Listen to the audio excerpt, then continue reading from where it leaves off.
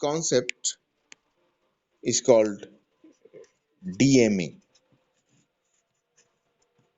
direct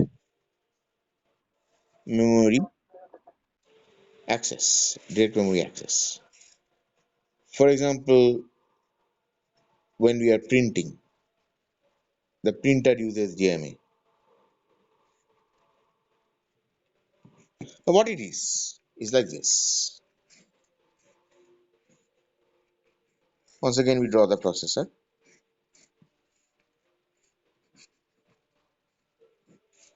and a program is there which needs printing, and the program's data is obviously in memory, printing data, which is in the program's memory. And you can very well imagine what happens when all of these. So, as I say, that the processor is in an environment where multitasking is being done. Now, this is just something to do with printing. Now, printing is very important, but there may be other important tasks also for which the processor must be busy. Antivirusing, for example, or running antivirus software, for example, or some more important thing, like for example, there are several background processes which may need immediate attention, or they need some processing. The ALU may be needed. For printing, the ALU is not needed. As you can imagine, the printing is done by the printer. So there's a printer here.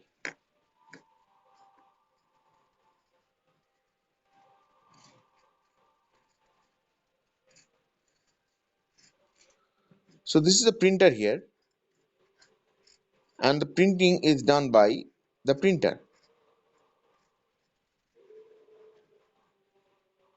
Now you see, the printer has the processor, the memory, and everything, and the software to be able to print the files. So, what is the role of the CPU here? The role of the CPU will be just to take the data from the program's memory. Each program is allocated separate part of memory. So, from the program's memory and just transferring it to the. So, it would look like this. Give me a.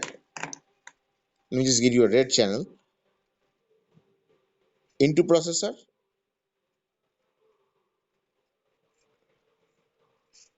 out to printer. And what would you have to do? Read it, copy it out, read, copy out, read, copy out, read, copy out, read, copy. My God, such a huge amount of time. And if you give it pages and pages and pages, obviously takes a lot of time. I can imagine it hold up the processor to nothing. So now what happens? Well, they invented something called direct memory access. Here, what happens is that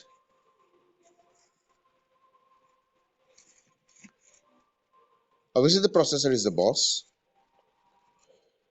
DMA access is issued by is issued for the printing process. When the processor sees the DMA access, if the DMA channels are open, now if it's a very simple processor like the 8085 processor that I asked you to study, there are not many DMA channels available, so basically it may be busy. But if the DMA channels are not busy, and if it's not an unauthorized access, for example, if it sees that the DMA will not, if it's a known device, an unknown device won't be given a DMA. A known device is known to it, a known device is tested, it is installed, the driver of that is installed on the PC. So that kind of a known device, if the DMA channel is open, then the processor relinquishes control to the, I'm talking specifically about printing here, so it relinquishes control to the printer.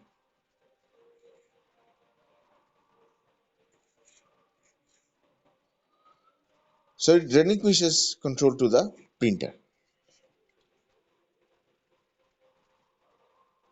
Relinquishes control of what? Control of the area in memory where the data to be printed is. And this obviously is done through the DMA controller. Once again, like the IO controller, it is a peripheral device with its own processing power and its own buffer area, that is its own memory. What it does is it just reads from it, sends it to the printer.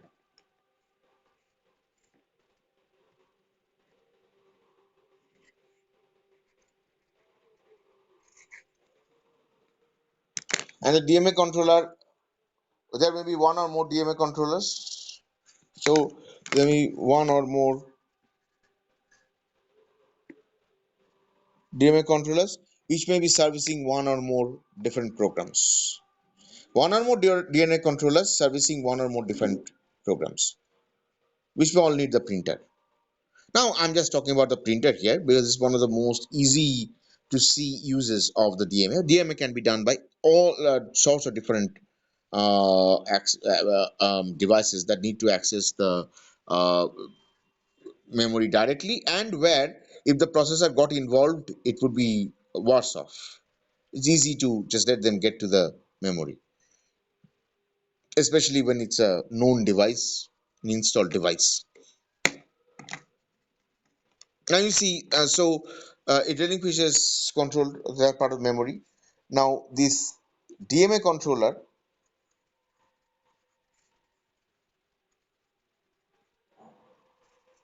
then controls the direct, that's why it's called direct memory access, transfer of data from the main memory.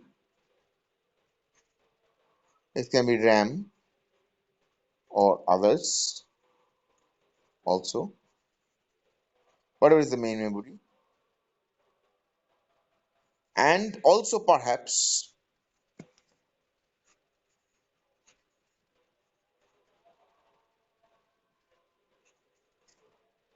secondary storage. Okay, the direct transfer of data, okay, from this, from memory to the printer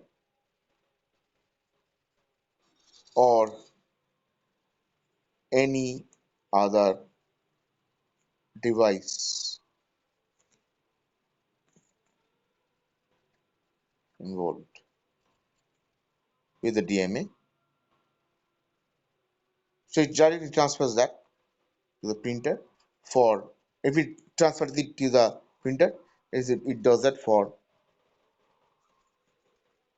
printing it. The drivers of the printer would already have set up the data structures in such a way that they arrive at the printer would know how much formatting is to be done, what has to be output, and then it just works. That's the work of the printer. So this is your direct memory access. And the channel by which the data is sent is called the DMA channel. So first, as I said, first of all, you have to be whatever the DMA is, has to be, the DMA has to be issued. The DMA has to be issued. The program may issue it. The controller may issue it. Whoever issues it, the DMA request has to be issued. This happens through the DMA control signals.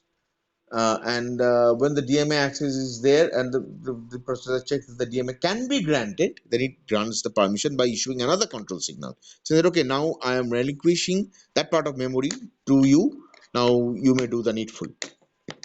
And so rather than the printer directly doing it, the DMA controller does it in a neat and in a authorized fashion. That is exactly why we need the controller. Just transfer the data directly to the printer so that it can do it. Now, this way, the processor doesn't have to be bothered about something as trivial as uh, but time and space consuming as data transfer between its own memory and outside devices. It takes a lot of time, a lot of effort, but it's not exactly, it's a very repetitive task, not exactly something that the processor should be held back for, because the processor has to do other stuff as well. Calculations, for example, there's some program may need some calculations, some more serious access, for example, that can be done because of this. Okay, so is this clear? Direct memory access.